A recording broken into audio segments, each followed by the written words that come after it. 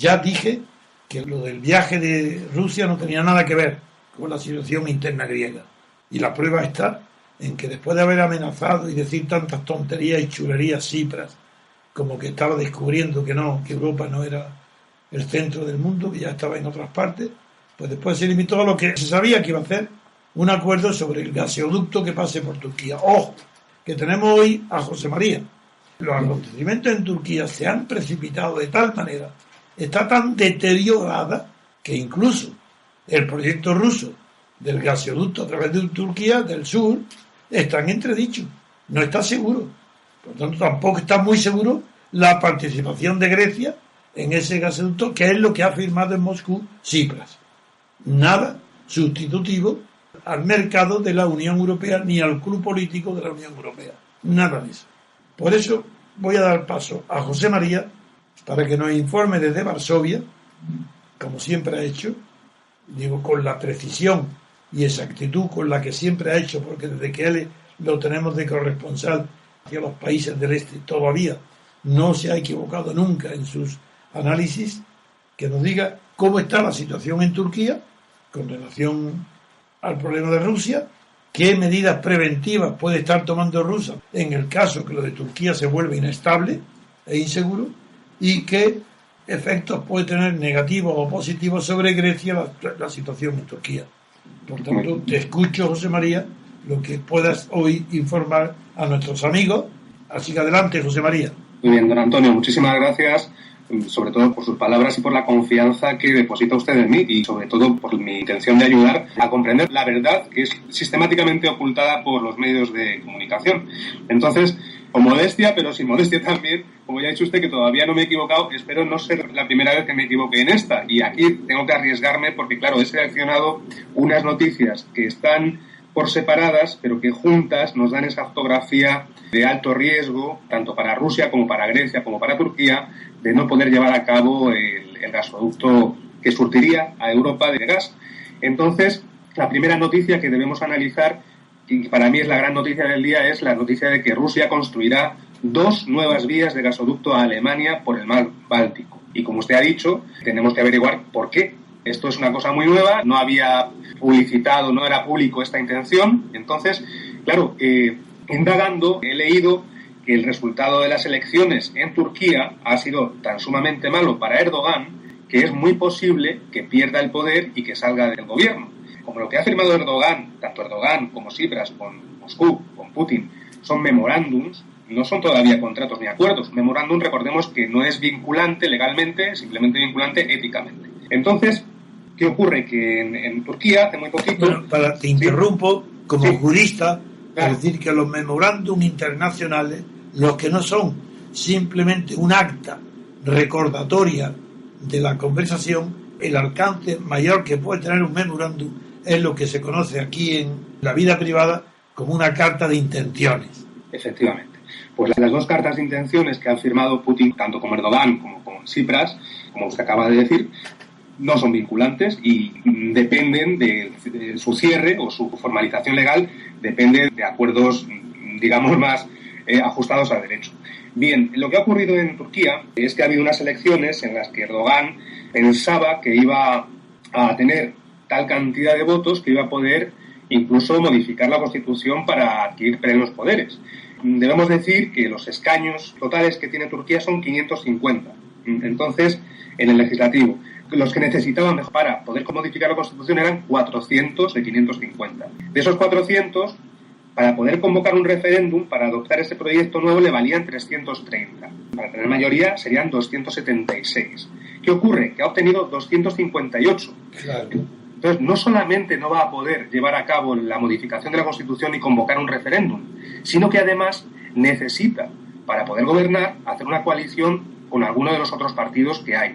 ¿Y qué ha ocurrido? Que los otros partidos que hay, que son partido de izquierdas, que se llama socialistas, son nombres en árabe que no recuerdo ahora, y ni los tengo delante, pero bueno, son partidos, uno de corte conservador, otro de corte izquierdista, y otro que no es ni lo uno ni lo otro, es un partido, supongo que será más de corte étnico.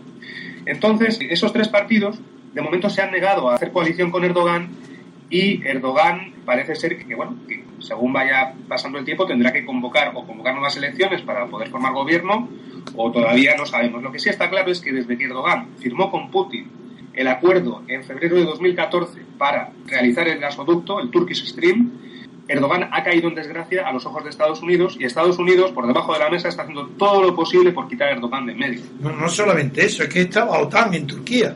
Claro, entonces la OTAN, si tiene en un país un gobernante que no es favorable a los dictámenes o a las instrucciones que recibe de la OTAN, evidentemente va a hacer todo lo posible por quitarlo. No, el favor de Estados Unidos lo ha perdido ya antes de las elecciones. Entonces, tenemos esa situación en Turquía. Es más, hay indicios de que el intento de Erdogan de modificar la Constitución para hacerla presidencialista estaban relacionados también con la pérdida de influencia en Estados Unidos. No lo sabía. He leído, ya le digo, lo que son los resultados electorales y las posibilidades que tiene para formar gobierno, y ya digo que es un fracaso y que es consecuencia, además, según lo que dicen los especialistas, de su política exterior, la política en relación con Estados Unidos y con Rusia.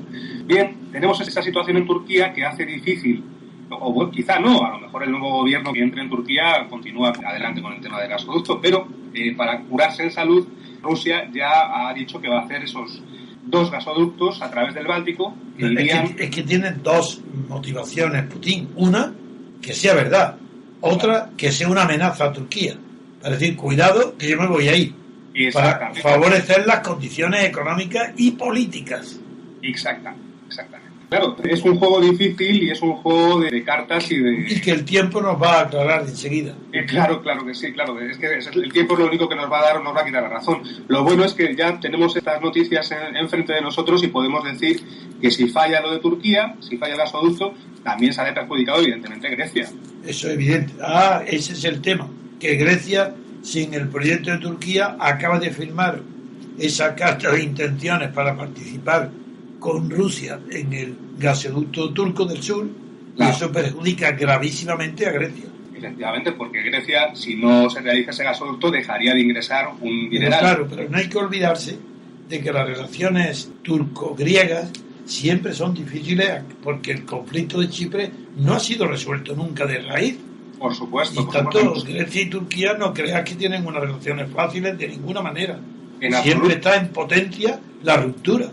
Además, claro, siendo hoy Grecia como es un país no solamente económicamente inestable, lo que provoca que sea políticamente inestable desde mi punto de vista, también, además del problema con Turquía, con Chipre, tiene también un problema en Macedonia, que es una parte muy eslava, y tiene una parte que linda con Bulgaria, que también tiene ciertos tintes independentistas. O sea, Grecia es un país, y además ya lo explicó usted en un programa muy interesante con Albiac, claro, no es Grecia la de los griegos clásicos, es una mezcla muy túrquica, de pueblos túrquicos, que existe hoy en día gracias a un acuerdo internacional entre Alemania, Inglaterra y Francia. Es un país muy inestable también, yo entiendo que históricamente.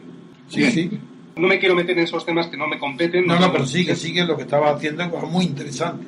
Pero claro, efectivamente, que no pasase el gasoducto por Turquía y por consiguiente, por consiguiente, sí. Por Grecia, en este caso no es correlación, es causalidad. Entonces sí podríamos utilizar eso. No eres discípulo de Felipe González. No, en absoluto. Eso está claro. Felipe González usaba por consiguiente para enunciar correlaciones, que es incorrecto, es causalidad. Felipe González por consiguiente es todo.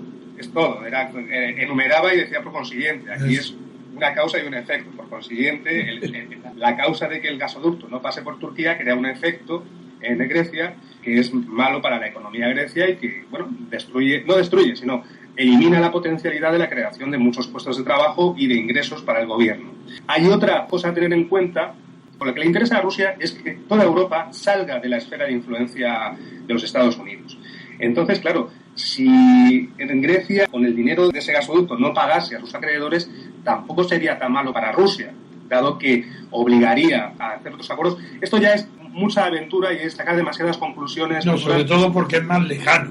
Es muy lejano. Nuestro análisis siempre tiene que ser a corto plazo. Efectivamente, no tenemos perspectiva para poder, ya sería dentro del campo de la ficción. Entonces, como no me quiero meter en campos de ficción, nos ajustaremos a este análisis a corto plazo. Sí, lo único que cabría decir es que técnicamente el gasoducto que pasase por el norte, San Petersburgo, se llama Vyborg, casi lindando con Finlandia, De esa manera evitaría a los países bálticos, que son Estonia, Letonia y Lituania, claro, que en este momento son antipáticos para Rusia. Entonces, bueno, ahí sí habría la posibilidad de pasarlo por Kaliningrado, pero ahora, esa es la ciudad clave. Claro, hay que atravesar Lituania.